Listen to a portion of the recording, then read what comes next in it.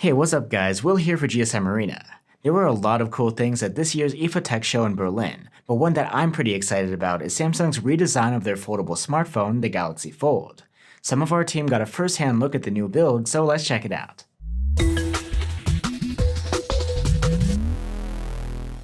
If you're not familiar with the Galaxy Fold, it's basically a smartphone and a tablet in one device. While it's closed, the form factor is like a regular phone, but thicker. And when you open it up, you get a large 7.3-inch AMOLED display. This big display gives you a lot of extra space for your games, movies, and multitasking. Unfortunately, when Samsung announced the device back in April, they sent the Fold out to reviewers who immediately had serious problems. Some issues were around the hinge, where bubbles or debris were getting in under the display. And other people accidentally destroyed their own displays by removing what seemed like a screen protector, which was actually part of the hardware itself.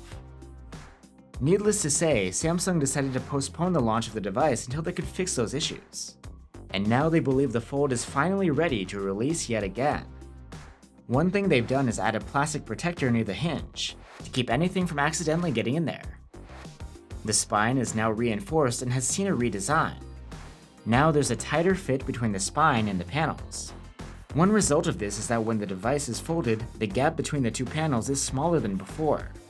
And they've changed the protective layer by making it extend past the edges of the display, so there's nothing sticking out that you'd be tempted to peel off. To calm people's worries even more, Samsung is offering free display damage insurance covering 70% of repair fees, a free case, and premium customer support to those who pre-order the phone in South Korea. Besides these changes to the hardware, everything else on the Galaxy Fold should be virtually the same as before. The 6 cameras, Snapdragon 855 chipset, and 12 gigs of RAM are all there, as well as a 4300 mAh battery.